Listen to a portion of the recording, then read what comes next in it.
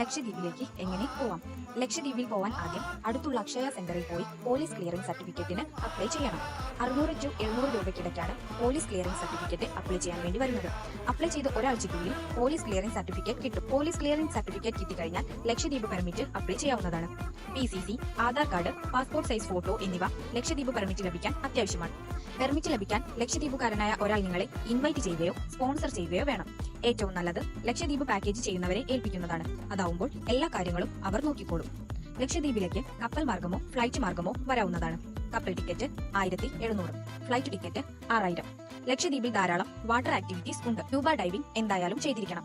കടലിനടിയിലെ മായാലോകം നിങ്ങളെ ഒരിക്കലും നിരാശയിലാക്കില്ല. പാക്കേജ് വഴിയാണ് പോകുന്നതെങ്കിൽ ഒട്ടുമിക്ക വാട്ടർ ആക്ടിവിറ്റീസ് ഇൻക്ലൂഡഡ് ആയിരിക്കും. 12500 മുതൽ തുടങ്ങുന്ന ലക്ഷദ്വീപ് പാക്കേജ് അവൈലബിൾ ആണ്.